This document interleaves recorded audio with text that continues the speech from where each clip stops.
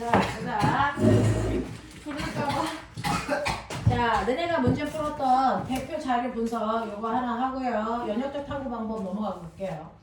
생물의 특성 중에 하나. 자, 보시면 정지 상태로 꿀 빨아먹을 수 있는 벌새가 있고요. 벌새는 자신의 체중보다 많은 양의 꿀을 섭취하여 활동에 필요한 에너지를 얻는다. 물질대사 한다는 얘기예요. 짝짓기 후에 암컷이 낳은 알은 발생과 생장 과정을 거쳐 성체가 된다라고 얘기했습니다. 자, 그 중에서 기억. 자, 기억은 물질대사를 얘기하는 거다라고 말씀드렸고요. 두 번째, 가에 해당되는 생물의 특징과 가장 관계가 있는 것을 찾아보세요 라고 했거든요. 자, 얘는 뭐 하는 거예요? 정지한 상태로 꿀을 잘 빨아먹을 수 있게. 꿀을 잘 빨아먹기 위해서는 움직이면 안 되잖아요. 정지되어 있어야 되잖아요. 그러면 얘는 뭐 한 거예요? 그 자기의 생존을 위해서 적응한 거잖아요. 적응과 진화한 거잖아요. 자, 근데 꼬맹아 1번 봐. 사람은 더울 때 땀을 흘린다. 이건 뭐 얘기하는 거야? 이건 뭐 얘기하는 거야? 더우면 왜 땀 흘려야 돼? 그래야 체온 유지할 수 있잖아. 맞아. 항상성 유지야. 써. 항상성 유지야. 이 문제 있어요? 아니요. 없어요. 이거 없어요. 자, 그 다음에 두 번째. 집신벌레는 분열법으로 번식한다. 번식은 뭐야? 유전과 생식 얘기하는 거죠. 자, 그 다음에 사막에 사는 선인장은 잎이 가시로 변해 있다. 잎이 가시로 변해 있기 때문에 사막에 살 때는 증산작용 잘 안 하죠. 그래서 수분량 조절할 수 있는 거죠. 됐어? 이거 항상성 유지고요. 지렁이는 빛을 비추면 어두운 곳으로 이동한다. 자극에 따른 반응이죠. 되겠어요? 자, 5번 보면 고양이는 밝은 곳에서 동공이 작아지고 어두운 곳에서는 동공이 커지는 건 빛의 세기에 따라서 몸이 변하는 거죠. 자극에 따른 반응이야. 알겠습니까? 이런 식으로 해결. 자, 그 다음에 3번 보시면 가는 적응과 진화의 대표적인 예다라고 했는데 3번에서 X 몇 개이니? 2개. 2개 있어요. 몇 번하고 몇 번 틀린 것 같아요? 2번, 3번. 2번 하고요. 3번은 아니고요. 4번이 틀렸는데 이제 많이 틀리니 문제? 문제 많이 달라? 이거 대표적인 구성만 다른 것 같아요. 그걸 뺀 나머지는 돼요. 그럼 다른 거 같은 것 같은데. 자, 빈줄 문제에서 2번이 틀렸는데 가와 나는 종족 유지 현상에 속한다라고 했는데 여기에서 가와 나는요. 됐습니까? 이건 적응과 진화죠. 가는. 네. 됐죠? 나 같은 경우에는 물질대사죠. 적응과 진화는 종족 유지고요. 물질대사는 개체 유지예요. 되겠습니까? 그렇게 보셔야 되는 거고요. 그 다음에 4번에 보시면 기억은 동화작용이니? 라고 했는데 활동에 필요한 에너지 얻는 과정이 호흡이죠. 호흡은 동화작용이 아니고 이화작용이에요. 알겠습니까? 3번 보시면 기억에서 효소가 관여합니까? 라고 했는데 모든 활동에는 효소가 무조건 다 관여한다 했어요. 두 개 이해돼? 네. 자, 그 다음에 두 번째 자료 해석도 너네하고 지금 책하고가 달라요. 자, 옆에 보시면 바이러스의 특징에 해당되는 거 나와 있어. 두 개만 채점됐니? 뒷짝이요? 네. 너네는 채점됐니? 대표 자료 두 번째 문제. 됐어. 그럼 각각 질문하죠. 이건 문제가 달라요. 책이 두 파트라서 문제가 다릅니다. 질문해 보세요.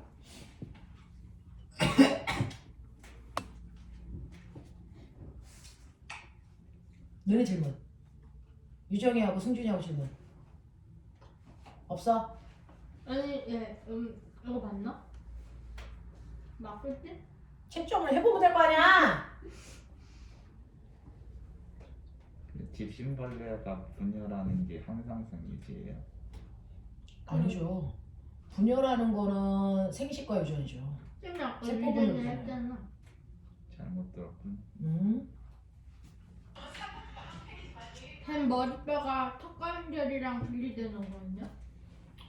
머리 관절이 턱 관절이랑 분리되는 이유가 뭔데? 먹이를 먹으려.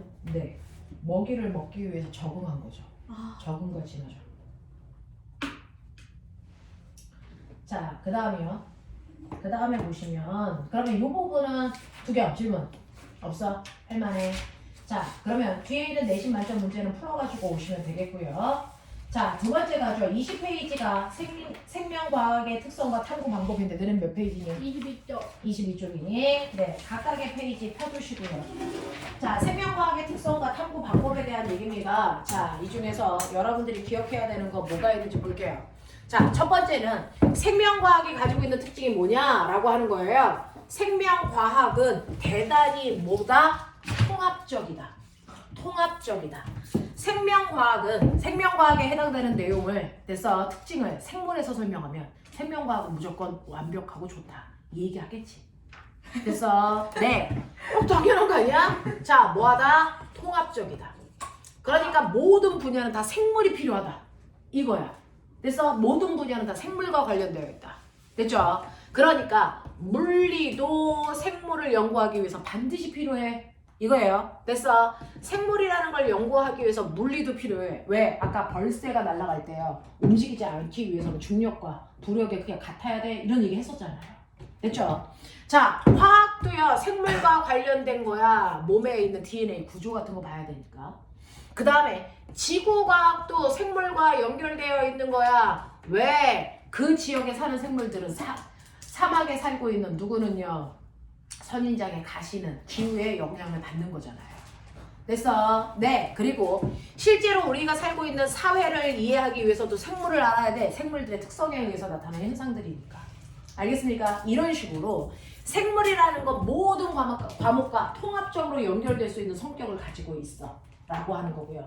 이러한 생물들은요, 가장 큰 생물 그 개체에 대한 연구도 하지만 생물 속에 있는 입자들의 얘기도 해야 되는 거죠. 그러다 보니까 거대한 생물 그 자체에 대한 연구도 있지만 사실은 그 아래에 있는 세포의 연구도 있고 세포를 구성하는 입자들의 연구도 있다 보니 그래서 네, 고분자에 대한 얘기도 있지만 미시한 세계들도 연구해야 된다고.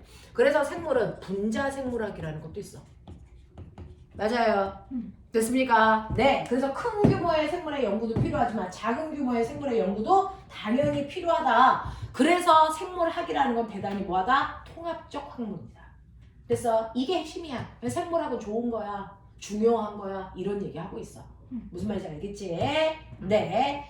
자, 그러면 이러한 생물학을, 이건 이제 별로 중요하지 않고요. 이러한 생물학을 연구하는 방법 여러분들 배웠다 그랬어요. 그래서 탐구에서 배웠다 그랬습니다. 이 생물학을 연구하는 탐구법 이거예요. 탐구법은 두 가지가 있어요. 뭐가 있어요? 귀납적 탐구 방법하고요. 네, 연역적 탐구 방법이 있죠. 되겠습니까? 그 중에서 귀납적 탐구 방법과 연역적 탐구 방법의 가장 큰 차이점은 뭘까라고 하면 일단은 자연 현상을 관찰해. 됐어? 그러다 보면 저 새끼 왜 저래? 라고 하는 뭐가 생겨? 의문이 생기지. 됐어? 그 의문을 해결하기 위해서 됐어? 나는 어떤 걸 관찰해야지. 그래서 관찰하는 대상들을 뭐하니? 설계해. 그래서 그 관찰 대상에 관찰한 결과들의 자료를 뭐하니? 수집하고 분석해서 뭐야? 결론을 내리는 거야. 그래서 일식은 왜 일어나? 그러면 일식이 일어날 때 천체들의 위치를 관찰하는 거지. 그러면 일식이라고 하는 게 일어날 때는 사귈 때 일어나는데 왜 매달 사귈 때 안 일어나? 그건 그래서 네, 공정궤도가 삐딱하게 5도만큼 기울어져 있기 때문이라는 거지. 그래서 이렇게 관찰을 통해서 결론을 얻어내는 걸 귀납적 탐구 방법이라고 해. 되겠냐? 인간이 어떻게 조절할 수 없는 것들은 그냥 관찰할 수밖에 없어. 됐지? 근데 연역적 탐구 방법이라는 건 똑같아. 어떤 자연현상을 관찰하다 보니까 의문이 생겨. 쟤 왜 저러지? 그럼 그걸 해결하기 위해서 그냥 관찰하는 게 아니고 그걸 해결하기 위해서 나만의 뭐를 세워? 아, 쟤는 이것 때문에 그럴 거야 라고 하는 나만의 잠정적 뭘로 내리니 결론, 아 이것 때문에 그렇지 않을까? 라고 하는 걸 뭐라 그러니? 가설이라고 하지. 가설을 설정해. 그러면 내가 세운 가설이 맞는지 뭐 해야 돼? 실험해야 돼. 됐어? 그래서 어떻게 실험할 건지 탐구를 뭐하니? 설계해. 거기에 맞춰서 실험을 해서 결과를 분석해. 결과를 분석했더니 내 가설이 틀려. 그럼 어떻게 해? 가설 설정부터 다시 해. 언제까지? 내 가설이 맞을 때까지. 그래서 이 가설이 맞을 때까지 실험하는 과정에 10년이 걸릴 수도 있고 20년이 걸릴 수도 있어요. 그래서 과학자의 덕목은 인내력입니다. 되겠습니까? 그래서 가설이 맞을 때까지 가설을 계속 수정하면서 그래서 내 실험을 가설에 맞춰서 다시 설계. 그래서 실험을 해서 결론을 도출했는데 자, 그러다 보니까 내 가설이 맞아. 그러면 어떻게 합니까? 그거를 일반화시킨다는 거죠. 일반화시킨다는 건 뭐? 그 가설을 법칙으로 만든다는 거예요. 되겠어? 그래서 귀납적 탐구 방법과 연역적 탐구 방법의 가장 큰 차이점은 뭐다? 가설 설정을 할 수 있냐 없냐다. 알겠죠? 이 가설 설정이 있냐 없냐가 가장 큰 차이점이에요. 되겠어? 그러면 내가 가설을 세웠을 때 그게 맞는지 틀리는지를 확인하기 위해서 실험을 해야 되는데, 자, 예를 들면 푸른 곰팡이, 페니실린이죠. 페니실린의 역할은 뭡니까? 세균 생장을 억제한다는 거죠. 번식을. 네. 됐죠? 그럼 페니실린이 세균 번식을 억제한다라는 걸 알기 위해서 실험을 했을 거 아니? 됐어? 그래서 실제로 이걸 어떻게 했었냐면 어떤 곳에 세균이 막 드글드글해. 근데 푸른 곰팡이 주변에는 세균이 잘 자라지 못한단 말이야. 왜 이러지? 라고 하는 의문이 생긴 거야. 그럼 푸른 곰팡이가 혹시 세균 생장을 억제하는 능력이 있지 않을까? 라는 나만의 가설을 세우는 거야. 그래서 푸른 곰팡이는 세균의 번식을 억제하는 능력을 가지고 있다. 그럼 그거에 맞춰서 뭐 해야 되니? 실험해야 되겠지. 실험을 하기 위해서는 어떻게 해야 되니? 푸른 곰팡이가 있는 아이와 없는 아이 두 개를 다 실험을 해봐야 돼. 같은 환경에서. 됐어? 네. 그러면 푸른 곰팡이 없이 그냥 세균만 번식시키는 걸 뭐라 그래? 내 실험이 맞나 틀리나를 비교하기 위한 걔를 뭐라 그러니? 대조군. 내 가설이 맞는지를 확인하기 위해서 만든 실험 장치는 뭐라 그러니? 그거는 실험군 이렇게 얘기하는 거야. 됐어? 됐어? 그러니 이렇게 비커 안에요 세균만 놓고 자라게 하면 대조군이고요. 그 세균에다가 뭐까지 집어넣어요? 푸른 곰팡이까지. 내 가설이 맞는지를 확인하기 위해서 푸른 곰팡이까지 집어넣고 실험을 하는 걸 실험군이라고 하겠죠. 그래서 실험군은 내 가설이 맞는지를 확인하기 위해서 만든 실험 장치를 얘기하는 거고. 알겠습니까? 네. 그래서 실험을 해봤더니 정말로 이쪽에 비해서 이쪽의 세균들의 번식 속도가 느려. 그럼 내 가설이 맞는 거잖아. 알겠습니까? 이렇게 됩니다.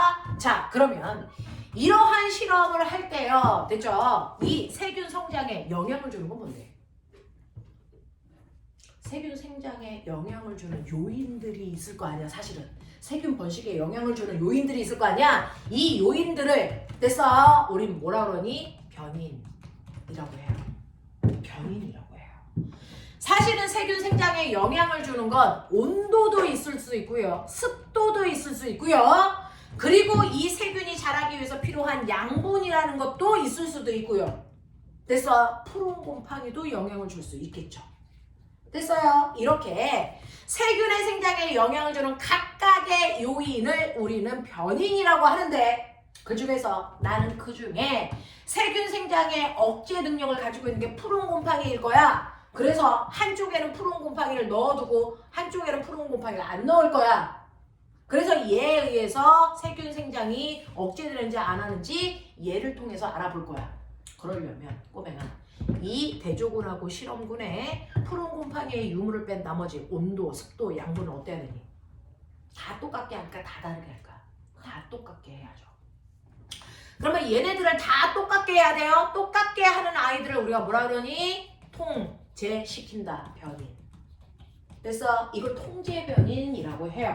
그래서 두 샬레가 있는 곳의 온도는 다 똑같이 20도로 맞출 거야. 됐어? 네. 습도도 10%로 맞출 거야. 그리고 영양분의 양도 1%로 다 맞출 거야. 이렇게 통제시켜야 된다고요. 그래놓고 푸른 곰팡이의 유무만 다르게 해야 되는 거죠. 됐어? 자, 이렇게 푸른 곰팡이만 다르게 한다. 다르게 하는 걸 뭐라 그러니? 똑같게 하는 건 통제변인. 다르게 하는 건? 자유. 병신들. 조작변인. 이걸 조작해야 될 거 아니야? 조작변인이라고 해. 됐어? 그래서 이 조작변인에 의해서 결과를 보면 세균의 번식 속도가 다르게 나타나지. 그러면 세균의 번식 속도는 뭐가 되니? 내가 내리려는 이 세균의 번식 속도는 바로 됐어? 조작변인에 의한 뭐가 되니? 결과가 되지. 그 결과를 우리가 뭐라 그러니? 종속변인이라고 해. 종속변인. 결과가 종속변인이야. 알겠어? 다르게 하는 건 뭐라 그런다고? 조작변인. 알겠죠? 똑같게 하는 건 뭐라 그런다고? 통제변인. 그래서 실험을 설계할 때는 정확하게 하셔야 돼요. 뭘 통제시켜야 되는지. 됐어? 뭘 다르게 해야 되는지. 됐니? 그걸 통해서 어떤 결과를 내리려고 하는 건지. 알겠습니까? 네, 라고 한다. 알겠죠? 이런 식으로 해서 실험 설계를 정확하게 해서 그 결과에 따라서 됐어? 어떤 일이 발생하는지를 실험을 통해서 알아내는 거. 이걸 연역적 탐구 방법이라고 해요. 이해되겠어? 네. 이해되겠어? 이렇게 돼요. 자, 그러면 많이 먹네. 병 걸린다. 당뇨병 걸린다. 자, 그러면 지금 선생님이 한 얘기가 무슨 얘기인지를 확인하기 위해서 여러분들이 문제를 살짝 풀어봐야 되겠죠? 새로 나온 책에서는 23페이지예요. 새로 나온 책은 23페이지인데 너네 책은 몇 페이지냐? 25. 네, 기존 책은 25페이지 보시면 되고요. 새로 나온 책은 23페이지 보시면 됩니다. 자, 23페이지, 25페이지 각자 푸세요.